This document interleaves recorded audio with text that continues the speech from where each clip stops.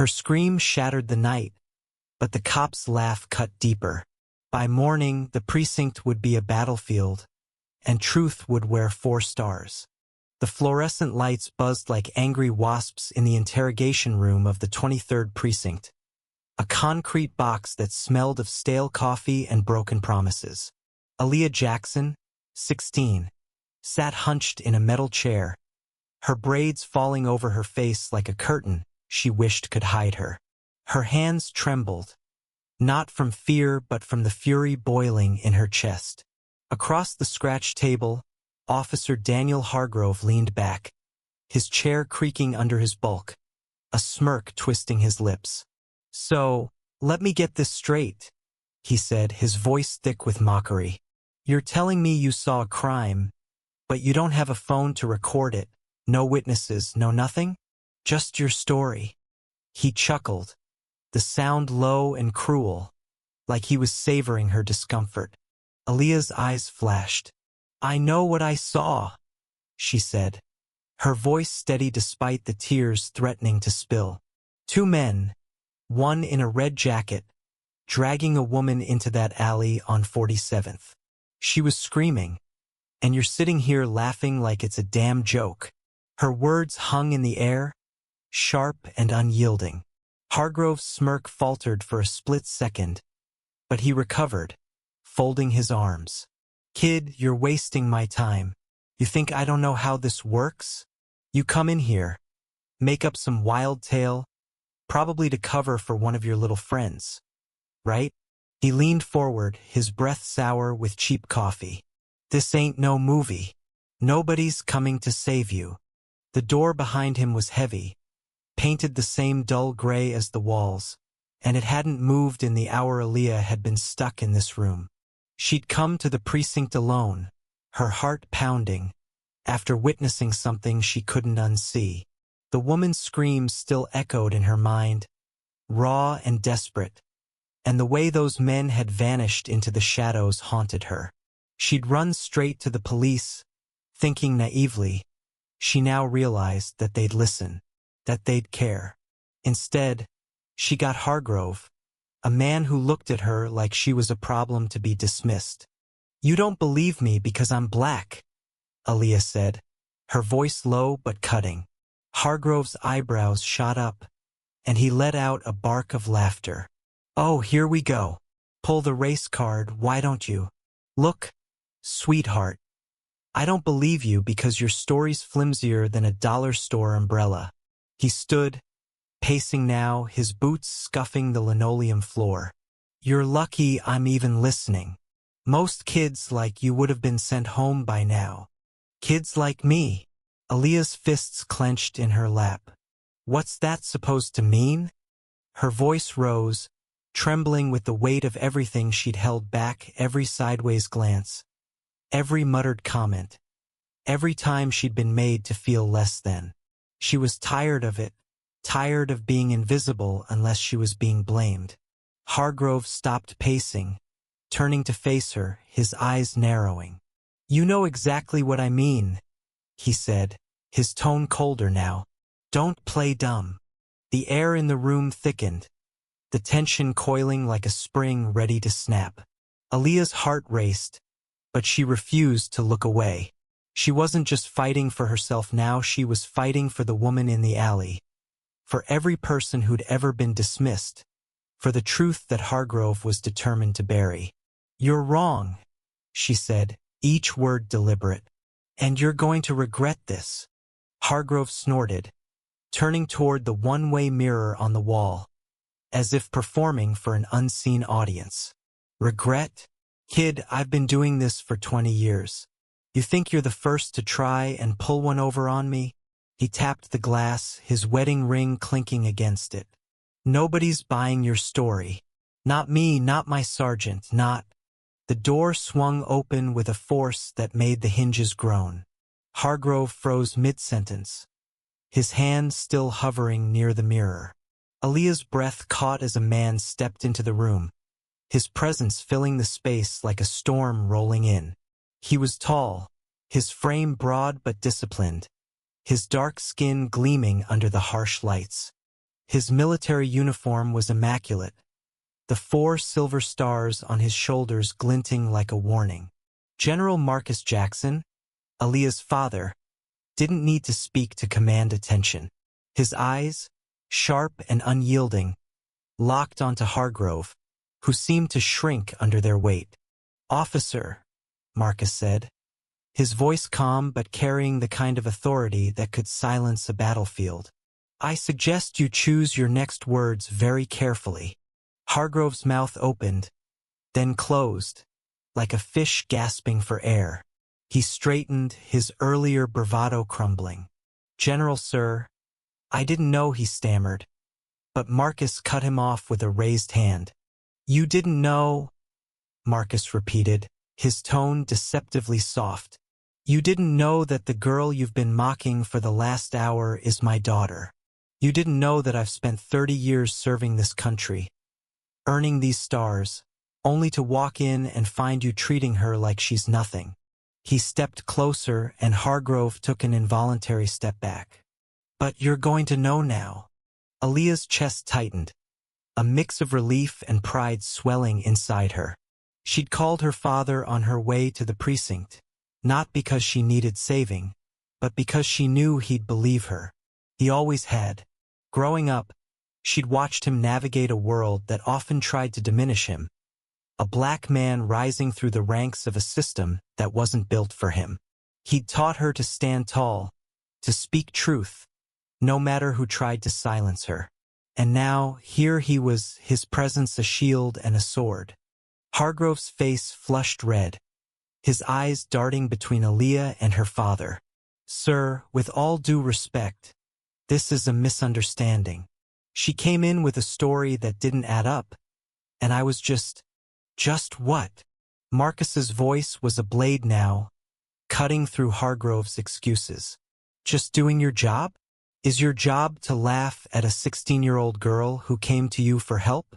To dismiss her because of the color of her skin?" He gestured to the clipboard on the desk, where Aaliyah's statement was scribbled in her neat handwriting. "You didn't even read it, did you?" Hargrove's silence was answer enough. Marcus turned to Aaliyah, his expression softening for a moment. "Aaliyah, tell me what happened. From the beginning." She took a deep breath, her voice steadier now, fueled by her father's presence. "I was walking home from the library, cutting through 47th.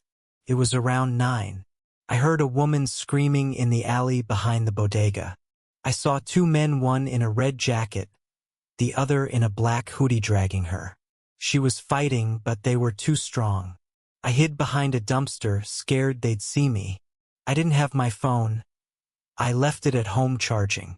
By the time I got here, I told him," she pointed at Hargrove, "everything. But he didn't care. He just laughed." Marcus's jaw tightened, but his eyes never left his daughter. "You did the right thing coming here," he said.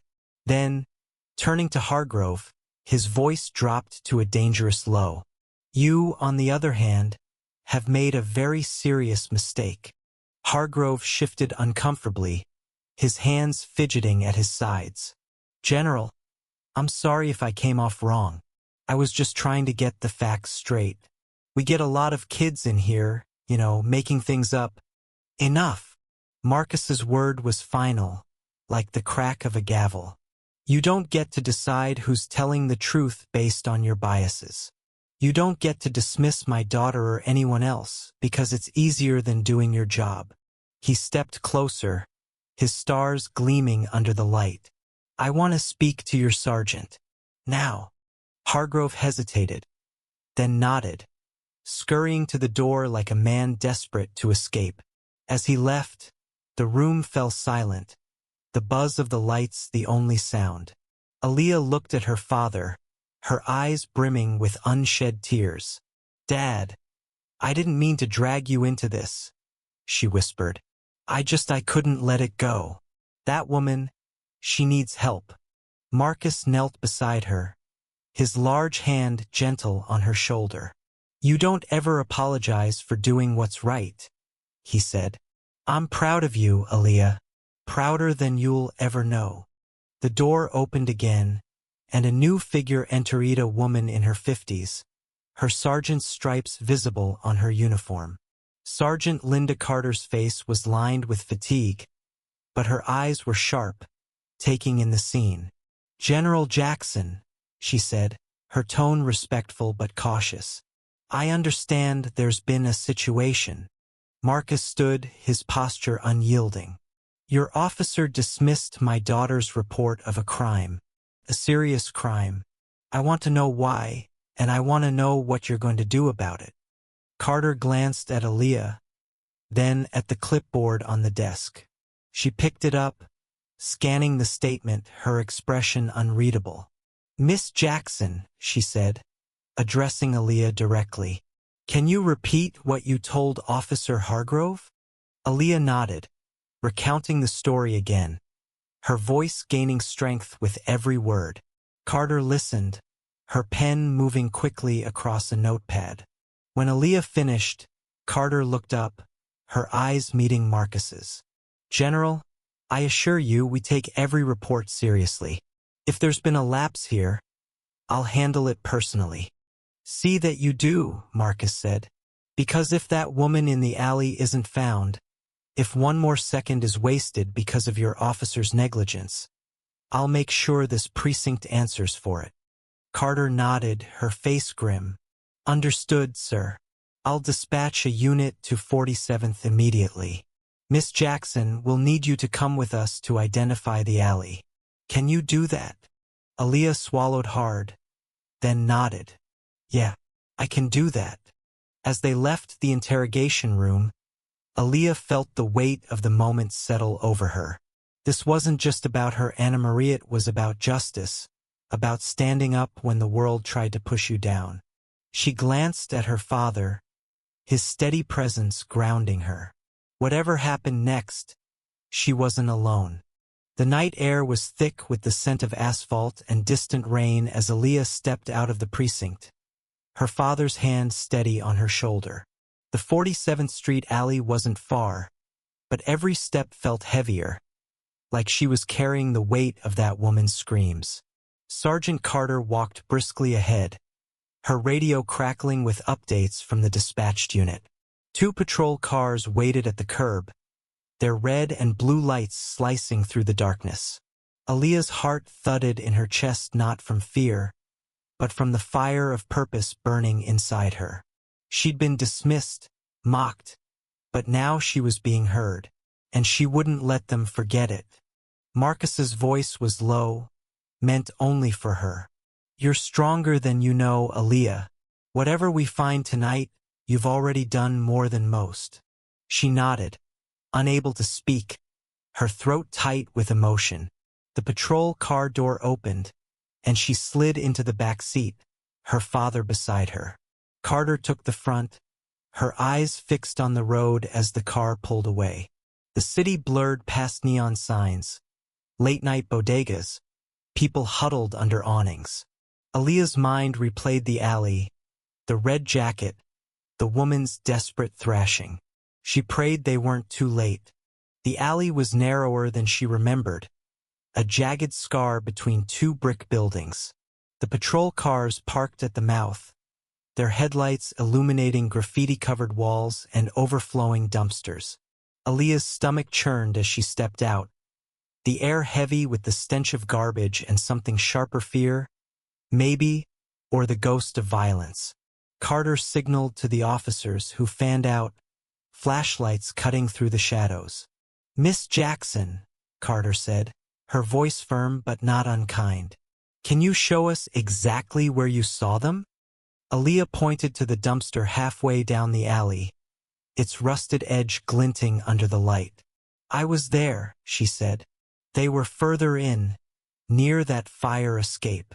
Her voice trembled slightly, but she forced herself to keep going. She was trying to get away, but the guy in the red jacket grabbed her arms. The other one, in the hoodie, he hit her. The memory was vivid, too vivid, and Aaliyah's hands clenched at her sides. Carter nodded, jotting notes. "All right, Stay here with your father. She moved toward the officers, her voice sharp as she gave orders. Marcus stood close to Aaliyah, his presence a shield against the chaos. You okay? He asked, his eyes searching hers. She nodded, but her gaze was fixed on the alley, on the spot where the woman had disappeared. She couldn't shake the feeling that something was still out there, waiting.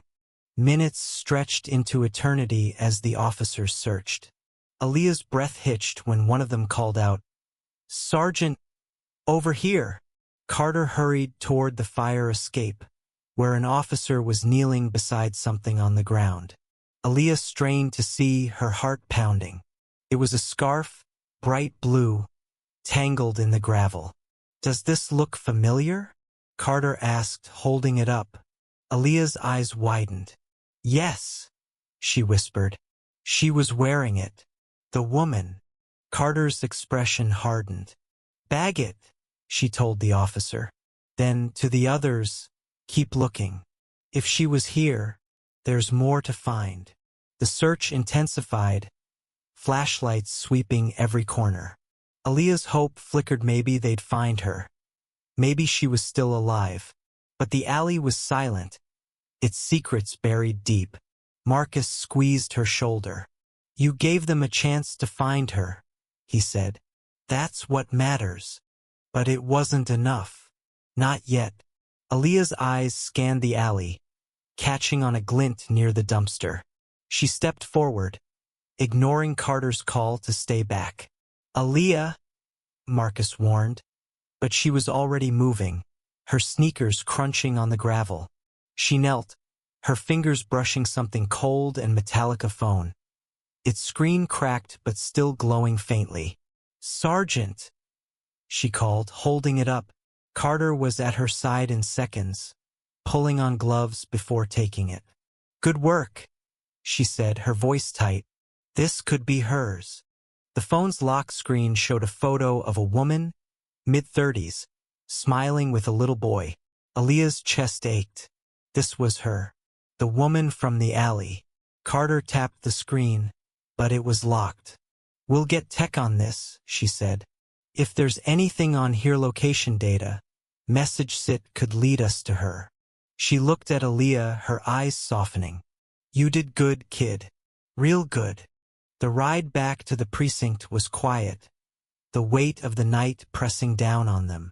Aaliyah clutched the edge of her seat. The phone's image burned into her mind. She wanted to believe the woman was still out there, that they'd find her in time. But doubt gnawed at her. What if Hargrove's dismissal had cost them precious hours? What if her story hadn't been enough? Back at the precinct, the interrogation room felt different now, less like a cage.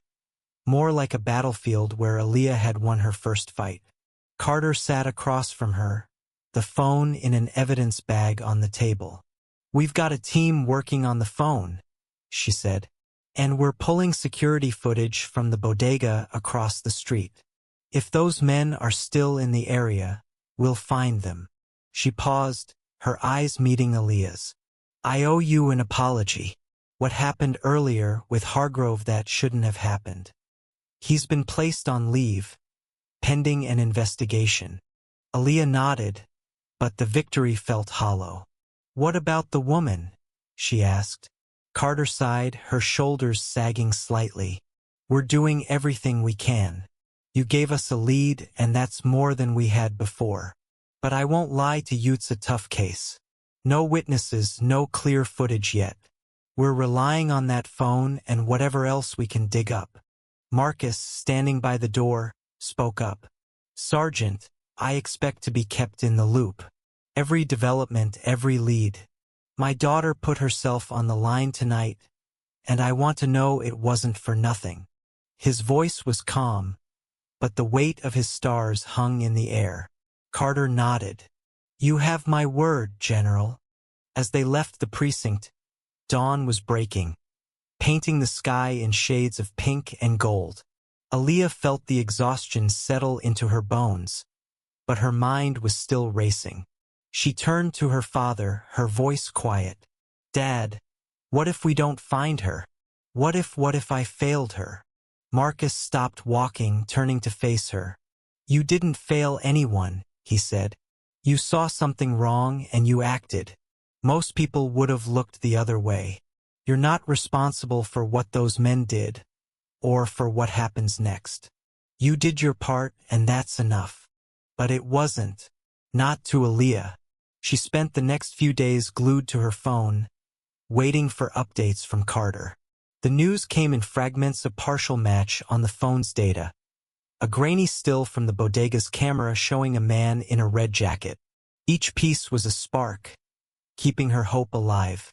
She went back to school, but her mind was in that alley, replaying every detail. Her friends noticed the change, the way she flinched at loud noises, the way her eyes darted to every stranger in a hoodie. You okay, Aaliyah? Her best friend, Maya, asked one day at lunch. Aaliyah forced a smile. Yeah, just tired. A week later, Carter called. Aaliyah's heart leapt when she saw the precinct's number. We found her, Carter said, her voice heavy.